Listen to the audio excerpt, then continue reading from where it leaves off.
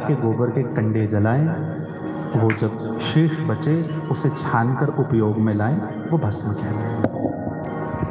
और जितना मुझे ध्यान है, परसों का मुझे ध्यान है, जब हम कामाखेड़ा बालाजी के दर्शन करने गए, वहाँ शायद भस्म प्रसाद में मिलती है। हाँ, मुझे ध्यान आया, क्योंकि हमें भी परसों मिली, या ऐसे किसी स्थान की भस्म। पर भस्म का नियम है, माथे पर मेरे बंधुओं सूखी भस्म नहीं लगाएंगे। शिव पुराण का आदेश, भस्म गीली हो। शिव पुराण कहता है कि जब तुम मान लो तुम्हें कहीं से प्रसाद में सूखी भस्म मिली, वो तो तुम वैसे ही लगाओगे, पर जब तुम पूजन में बैठ रहे हो, इसका ये अर्थ मत समझना कि तुम्हारे माथे पर चंदन लगा हो तो तुम्हारी पूजा स्वीकार नहीं होगी। ऐसा नहीं है भैया। तुमने रुद्राक्ष नहीं पहना होगा तो शिव तुमको स्वीकार नहीं करेंगे, ऐसा कुछ नहीं है। पर ये प्रोटोकॉल, जैसे किसी स्कूल में ड्रेस कोड होता है ना, तो हाथ में भस्म ली, उस भस्म में जल डाला, गंगा जल डाला, गुलाब जल डाला। शिव पुराण कहता है कि उसको थोड़ा सुगंधित करना है। अब सुगंधित आप कैसे भी कर सकते हैं। फिर उसके भस्म को धारण करना। भस्म के कई तरीके हैं, या तो इन 3 अंगुरिया से रेखा 3 खींची जाती है, एक एक रेखा के 9 देवता होते हैं। जब तुम माथे पर भस्म धारण करते हो, तुम्हारे माथे पर 27 देवता बैठते हैं। इतनी महिमा है भस्म की। एक अन्य परंपरा से 2 रेखा यूं खींचकर तीसरी रेखा, बहुत से विधान है, जैसा भी हो। फिर उसके बीच में कुमकुम लगाया जाता है, लाल। काहे? ये यदि शिव है, ये पार्वती है। और तो और, तुम किसी भी संप्रदाय में चले जाओ, आप रामानंदी, रामानुजी, गौड़, किसी भी संप्रदाय में चले जाओ, वो लाल मिलेगा ही मिलेगा। जिसे हमारी सनातनी वैष्णवी भाषा में कहते हैं श्री। राम का तिलक है तो वो सीता है, कृष्ण का तिलक है वो राधा है, विष्णु का तिलक है वो लक्ष्मी है। शक्ति के बिना किसी देवता का तुमको दर्शन नहीं होगा। प्रेम से कहो नमः शिवाय।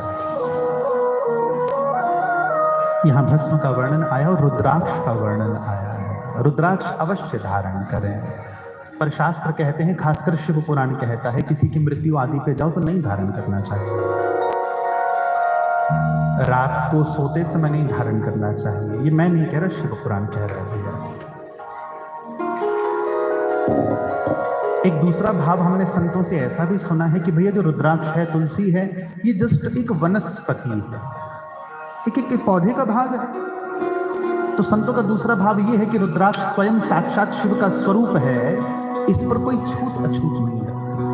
एक दूसरा, जैसा तुमको स्वीकार हो तुम वैसा करो।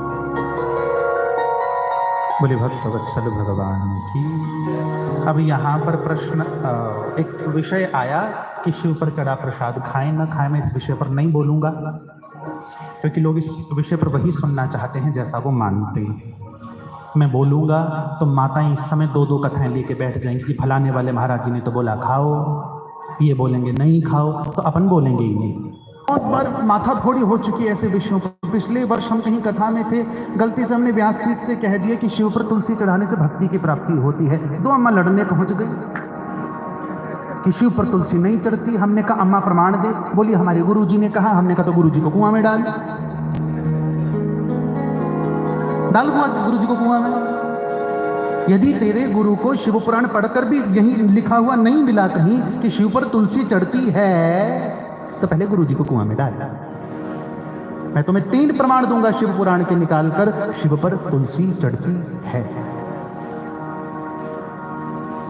मैं फिर निवेदन, मत मानो मेरे बंधुओं, मेरी बात मत मानो, ग्रंथ की मानो, खुद खरीदो। मैं संख्या के साथ प्रमाण दे दूंगा, खुद पढ़ना, तब तो मानोगे। मैं तुम्हें कोई ऐसी बात नहीं कहने वाला जो ग्रंथ में है ही नहीं। मैं तुम्हें 2 कथा कम सुनाऊंगा, पर शास्त्र से बाहर कुछ नहीं। शिव पर तुलसी चढ़ती है, शिव स्वयं कह रहे हैं भुक्ति मुक्ति फलम तस्य तुलस्या पूजयेद। यदि कोई मुझ पर तुलसी चढ़ाता है, उसे विष्णु की प्राप्ति होती है, उसे भक्ति और मुक्ति की प्राप्ति होती है। तुम नहीं चढ़ाते हो, मत चढ़ाओ, पर फालतू का लॉजिक नहीं देना। महाराज जी विष्णु की पत्नी है, शिव पुराण उठाकर देख लो।